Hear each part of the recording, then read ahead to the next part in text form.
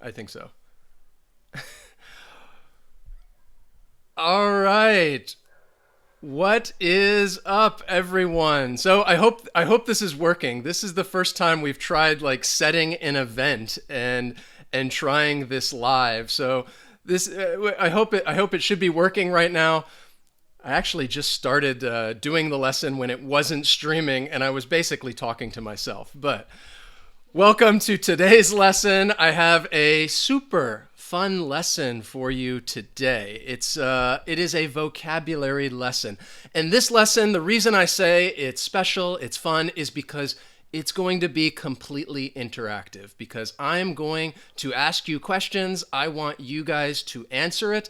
I want you to engage with the lesson. If you're watching it now, even if you're watching this later, if you're watching this a year from now, I still want you to participate and just use that comments section like it's a piece of paper and write down the answer. And then at the end, you can comment. And that way I know that you guys were actually participating in the lesson. So today I'm going to give you a quiz, all right? And it's not just any quiz. It is a vocabulary quiz. Now, I will tell you that the vocabulary words that I'm going to give you today, they are more advanced words, all right? Many of you ask us, they're like, oh, I want some advanced vocabulary. These are definitely more advanced words, which means you're not going to hear these words if you every day when you walk outside or if you turn on the TV. You will hear them from time to time because they are great and very specific words. So some of them may be a bit difficult, but it's always good to practice and learn new words, and that's the best way to improve your fluency. So I just want to say hello to some of you. You guys have been waiting in the chat for me. Grace, Gosia, Lali, hi, how are you guys? Nelson, Wifey, Omer, Nelson, Sabine, Junior, welcome, welcome, welcome. It's great to have you guys here. Thank you guys for joining us. And let's see. I want to talk to you. Oh, okay. Some technical difficulties. So I want to begin before we jump into our quiz. All right. I want to go ahead and just tell you real quickly, okay, why is it important to build your vocabulary? All right. There are three reasons why it's important. This is very important stuff. The first one is it just gives you greater comprehension. And when I say greater comprehension, that when you're listening to a TV show or a movie, or you're listening during a lecture, then you're going to know these words and be able to identify the vocabulary so that you can just follow along with what is being said. And that way you don't have to stop and think to yourself, oh, what is that word? I didn't get that. And then the conversation continues, and then suddenly you're lost. That happens to me all the time. So the more you build your vocabulary, the greater comprehension you have, the easier it is to follow along with different conversations or whatever it is you're listening to. So that's why it is so, so, so important. Another reason is that you can just more easily communicate and produce the language. If you're having a free-flowing conversation and you're talking about a variety of topics, you could be talking about education, you could be talking about healthcare, government, and no matter what you want to say, which is the third one, you're going to be able to accurately express your thoughts, your opinions, and your ideas, and really use specific words in order to do so. And that's why it's important when you learn new words to practice using them so that you remember, and then you can continue using them on into the future the next time you're having a conversation. So these are three very important reasons why you should continue to build your vocabulary. So as I said, if you are just joining us, I'm going to give you guys a vocabulary quiz. And I'm going to ask you, there are 12 different questions. So what I'm going to do is I'm going to ask you the question, all right, the vocabulary question. I'll give you a little bit of time to try and answer. You can write, all of them are multiple choice too. So you can write the word or you can just write the letter. And, what do you think the answer is? And then I'm going to tell you the answer, and give you the meaning as well as some example sentences so you can see how the word is used in different contexts. All right. So again, if you're with me now, write the answer in the chat, all right? I want to hear from all of you guys, and even if you're watching this later, I expect you to participate in the lesson and actually, use that comment section, write the answer, and then we will go over them with you, all right? So we see a lot of people. Are you guys ready? I hope you guys are ready to practice, okay? So, hello, Sudeep. Jatinder, Lynn, Swat, Farid. Sorry if I missed some names. It is great to see all of you. So now let's just get to it. Are you ready? You ready to practice? So the first question that I have for you is this one, all right? What is a synonym for contrived? All right, that's the word right there, contrived. Now, a synonym is a word that has the same meaning or a very similar meaning. So you're thinking of the word contrived. Which one of those words, A, B, C, or D, has the same meaning or just a very similar meaning? What do you guys think? I want you to write your answer in the chat. I'll give you a few more seconds and then I'll go over it with you. So if something is contrived, that means it is what? All right. What do you guys think? All right. Seeing some answers. Don't know. Some question marks. No idea. Okay. This is good. Okay. So if something is contrived, the answer is D. It's artificial. So contrived is an adjective, and a lot of the times it's used after the verb to be, and they talk about something is contrived. And it just means that it's having a unnatural or false appearance. It's artificial. It's fake. So for example, Wes talked in a contrived British accent. It's used as an adjective. It's a fake British accent. So if I were to say like, hey, hello, mate, chap, how's it going? Today I'm just sitting in my flat giving this English lesson here, and you can see that is a very bad British accent. It is horrible. It's fake. It's artificial. It's contrived. Okay? The next one, the storyline seems a bit contrived. Often, I think if you're talking about somebody's telling a story, I think that's a common way that it's used. And you say, yeah, the story is contrived. And it could be somebody talking about their experience and they're saying, oh, this is what happened. And you're like, yeah, I don't know. It sounds a little fake. It sounds a little artificial. It's false. It's contrived. So I think that's one way it's commonly used. And often it's used after the verb to be. Something is contrived. So now you know if something is contrived, it's fake. Junior, good accent. Really? Okay, well, I appreciate that. But yeah, that didn't sound that fake. Oh, Samira, thank you. All right. I'll take it, I guess. All right, the next question that I have for you. This one, I think maybe a little easier for you. All right, so in this one, I'm giving you the meaning, but I've just put that blank there. So blank means completely exhausted, drained of strength and energy. No. So what do you guys think? Completely exhausted, drained of strength and energy. That is the meaning of one of these words right here. What do you guys think? A, B, C, or D? Write your answer in the chat. And even if you guys don't know this, or even if you don't know, just take a guess. Have fun with it. It's always great. Practice, practice, practice. And if you're watching this later, use those comments. Make a list, 1 to 12. Write your answer and then hit comment so that I know, okay, you took the quiz. So many of you said yes, a lot of you perfect. D, fatigued. That is the answer. It is an adjective. If somebody is fatigued or they feel fatigued, it means that they feel completely exhausted. They are drained of strength and energy. For example, my sentence, she was so fatigued, she hurt everywhere. Sometimes if you are fatigued, It means that you are really, really exhausted. You are really tired. And sometimes, yeah, your muscles hurt when you're fatigued.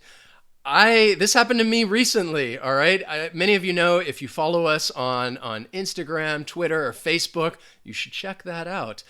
Wes felt fatigued after the marathon. A few weeks ago, I ran a marathon, and afterwards, I was exhausted. I hurt. My body hurt. I felt fatigued. So, as we're doing these words too, again, you guys feel free. Practice in the chat. Write a sentence. Share a sentence with us. It's always great to practice. Next question.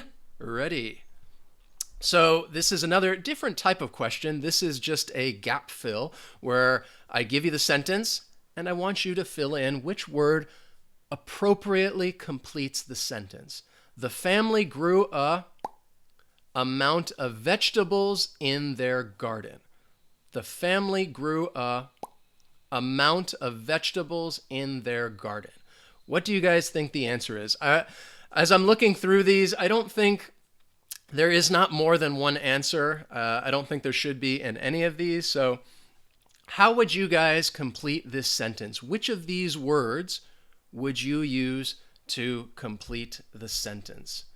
What do you guys think? I'll give you a hint for this one.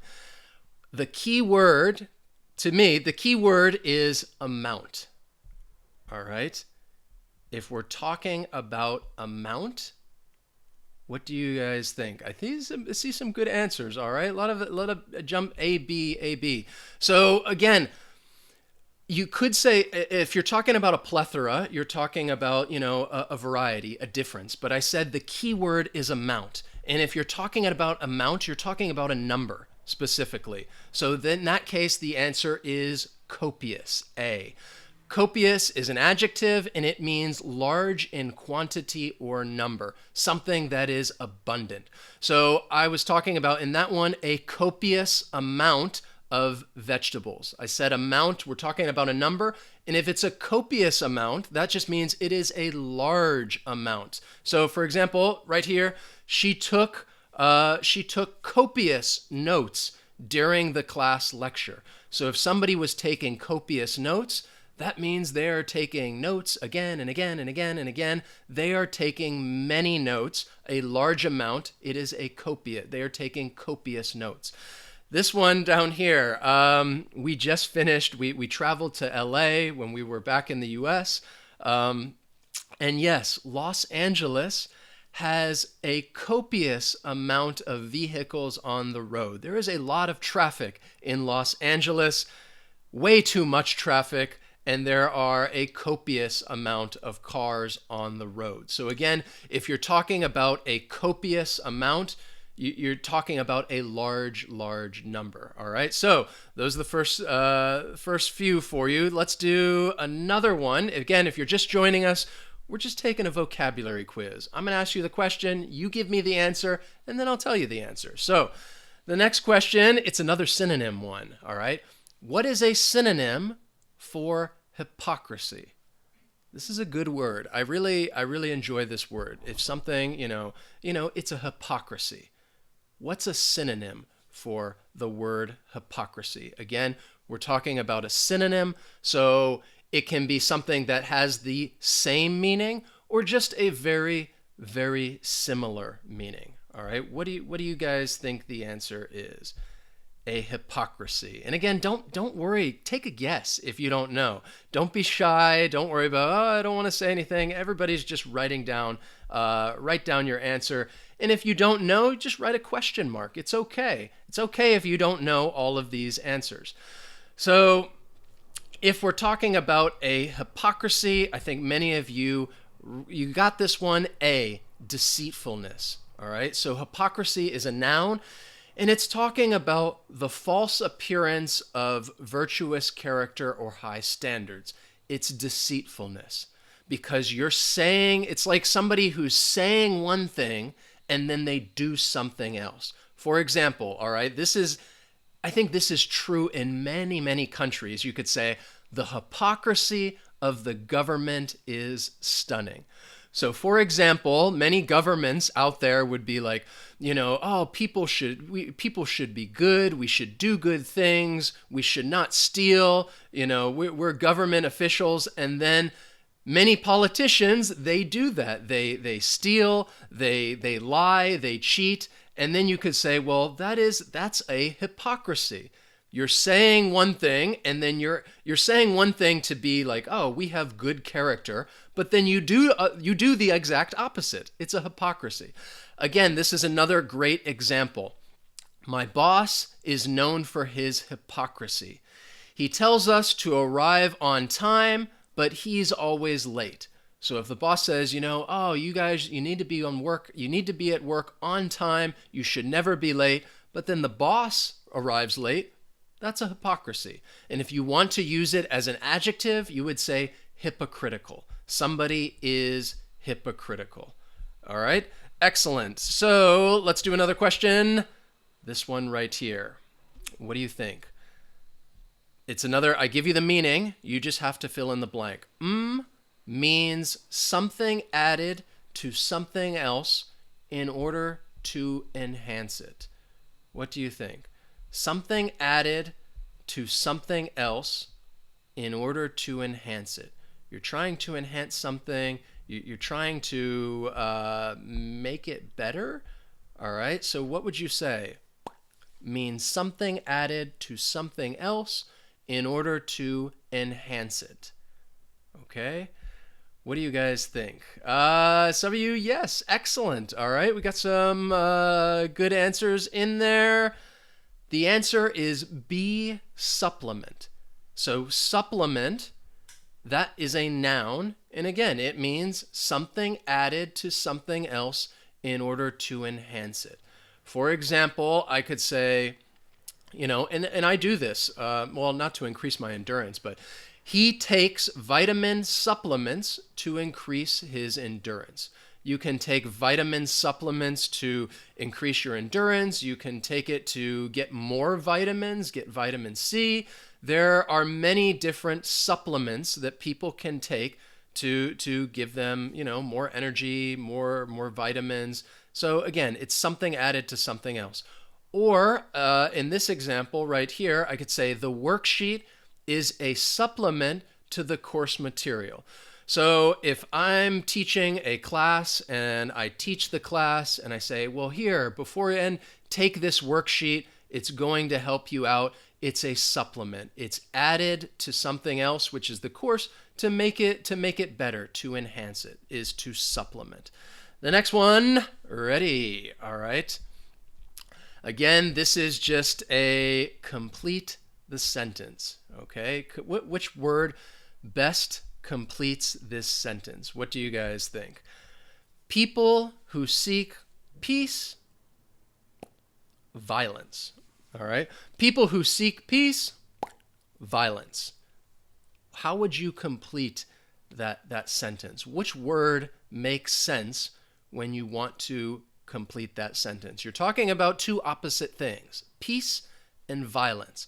So people who seek peace, they want peace.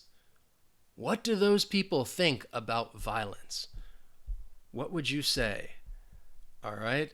So some of you, okay. Yes. All right. Yes, this one, most of you, if people who seek peace abhor violence, all right? It is C, abhor. That is the answer because that is a verb and it means to disregard with extreme hatred or disgust. So if you're somebody who likes peace, then you hate violence. You abhor violence. So if you abhor something, it's not that you just hate it. You really, really hate it.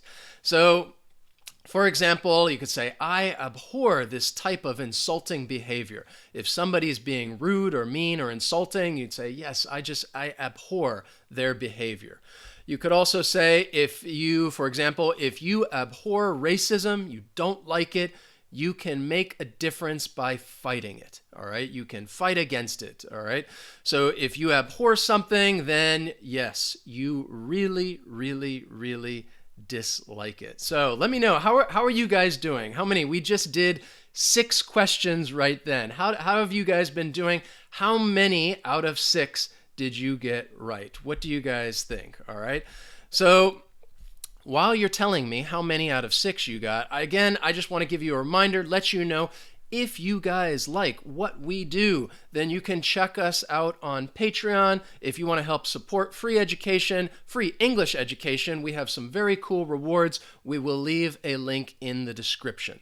So, what do you guys think? I see some 5 out of 6, mistake, 2, Sanchin, great job. Gosia, excellent. Ronan, well done. Anasim, 6 out of 6, excellent, perfect. So again, let's just keep practicing. I have some more questions for you. So this is great. It's great to be able to practice, and then hopefully the more you practice, then the more likely you are to actually remember and retain the words so that you can use them correctly the next time you're having a conversation, or maybe even if you're writing and you're writing an email.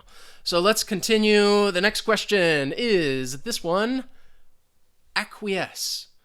What is a synonym for acquiesce?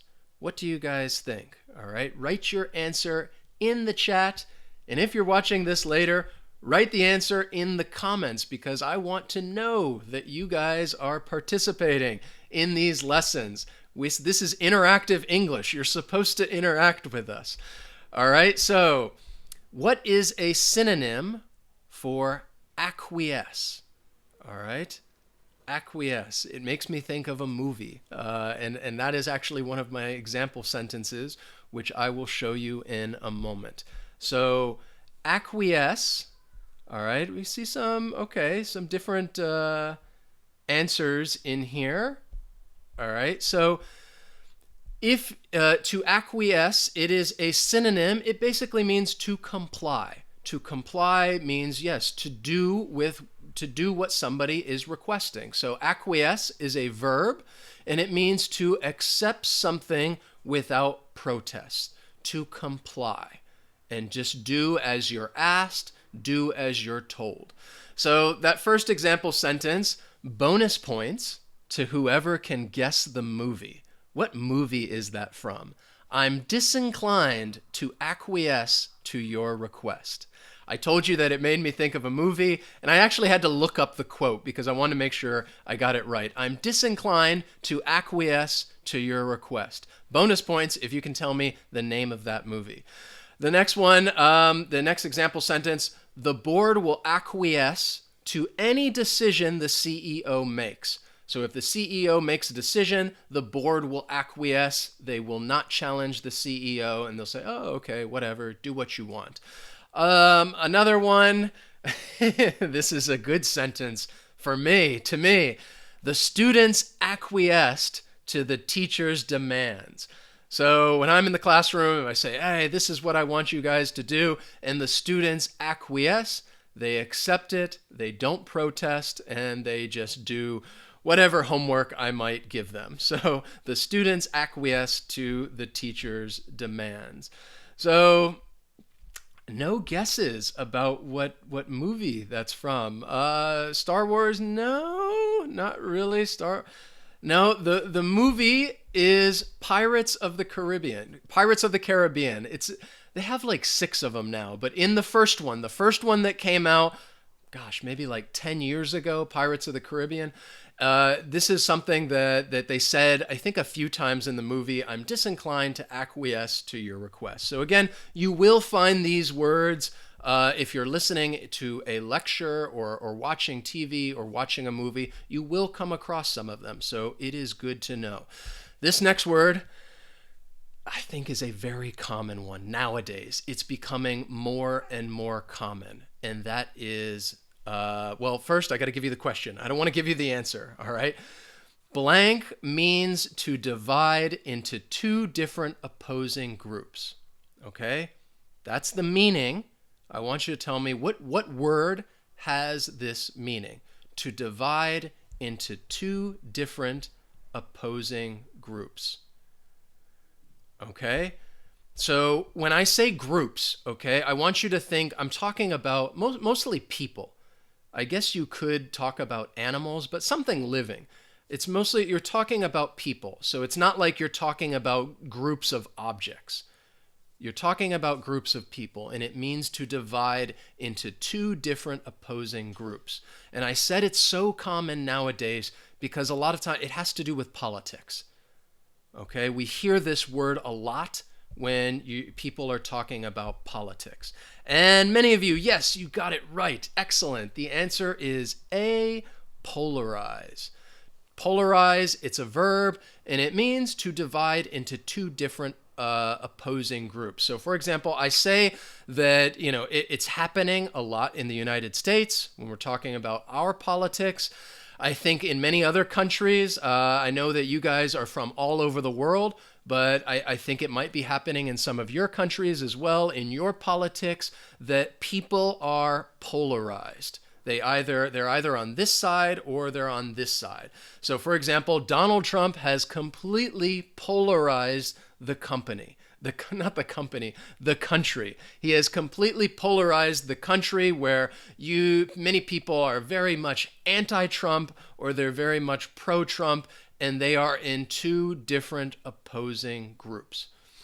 You can also talk about it like in this case. I think this is another good example because, again, we're talking about people. The Brexit decision was polarizing.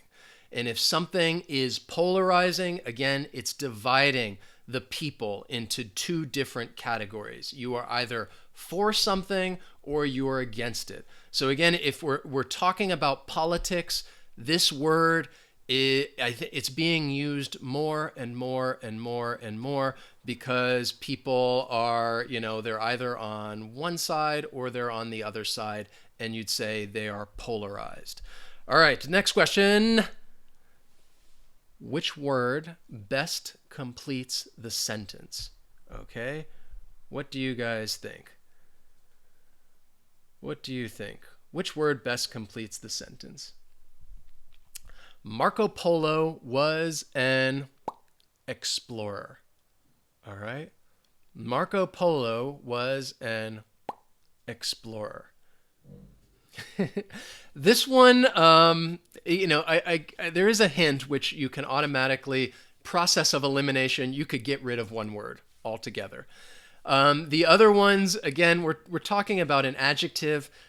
Technically speaking, you could maybe use any of those adjectives, but there's one in particular because, again, the key word is explorer and also Marco Polo. If you know who Marco Polo is and a little bit about his life, then you would know, okay, what kind of explorer he is. What do you guys think? Most of you, yes, excellent. You guys got this. The answer is C, intrepid. Okay? The key word was an, so you know it should start with a vowel sound, all right? Which means infantile, intrepid, obnoxious. Again, maybe he was some of those. I really don't know, but he was definitely an intrepid explorer, which is an adjective that means fearless or adventurous. Somebody who is intrepid. I like to think that I am an intrepid person. I love to travel, go places, have new adventures, have some excitement in life. So I would like to think that I am intrepid. So my example sentence, which is more like an example story, she has an intrepid spirit. Okay, why? Well, why is it intrepid? Because instead of flying, she took a train, then got on a ferry, and finally rode a bicycle to reach her destination. It was an adventure, all right? So she has an intrepid spirit. So if somebody is intrepid, then they are fearless, adventurous. Are you guys? Are you intrepid? Let me know. The next question, this one I think is a bit more difficult.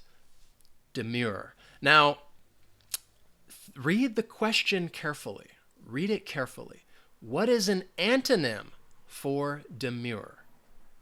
What do you think? What is an antonym for demure? Write your answer in the chat or write it in the comments, all right? I'm paying attention. It doesn't matter when you guys are watching this. I want you guys to participate in the lesson and actually try to answer these. So Again, we're talking about an antonym. So it's not a synonym, not the same meaning. An antonym, we're talking about the opposite meaning. What is the opposite of demure? What do you guys think? Okay. Somebody, I got them all. Some of you guys, I am intrepid, lolly, excellent, perfect. This one, I think, okay, we're seeing a bit more of a variety. So we're talking about an antonym, the word that is the opposite. And the answer would be D, unreserved, which means that timid, reticent, shy, those are all synonyms for demure, and that is what the word means. So demure is an adjective, and it means reserved. You're modest. You're shy. You're a little reticent. You're not just looking to speak and say, hey, everybody, look at me. So my example sentence, I apologize. This was from a story. I just got this. It's a quote in a book. The sentence is it's a bit heavy. She spoke with a demure dignity of which the picturesque value was well known to her. All right, the demure dignity, a modest dignity. In this sense, I think they're talking about it means modest, all right? Somebody who doesn't brag and say how wonderful they are, they're demure. A demure dignity, they're being modest. In this case, he's a demure old man who rarely leaves the house. It's more like shy, you're a little more reticent, you're more reserved. You don't want to leave, all right? So if somebody is demure, then, it's a bit, shy, modest, reserved. You're not outspoken, demure. So let's continue with this question right here, all right? I'm giving you the meaning, all right? Means capable of being perceived by touch, real or actual. So something, blank, means capable of being perceived by touch, or it just means something that is real, something that is actual. Which word has that meaning? And these are meanings that I've taken. I didn't make them up. I took them straight from different online dictionaries and kind of just came up with what I thought was, I think maybe more of an easy to understand meaning, so that everybody, you guys can follow along with this. So what do you think it means? All right, write your answer in the chat or in the comments if you're watching it later. So many of you, I think you guys got this one. Be tangible is the answer. Tangible, it's an adjective, and that means capable of being perceived by touch, something that is real, something that is actual. It is tangible. So some example sentences, I could say, the rain brings tangible benefits to the community. And that's a good word, I think, especially like in business English, if you want to talk about something that has tangible benefits, real benefits, actual benefits. Again, it's not always something that you have to be able to touch, but oftentimes it is. But in this case, you're talking about tangible benefits, something that's real. In this case, some people enjoy tangible gifts, while others would rather spend time, that should be with friends. I forgot my preposition there. While other would rather spend time with friends. So, for example, some people, it's like, oh, what would you rather do? Would you rather take a vacation or get a car? Some people would be like, well, I'd rather have that car. It's something that's tangible. It's something that I can touch, that I can perceive, that's real.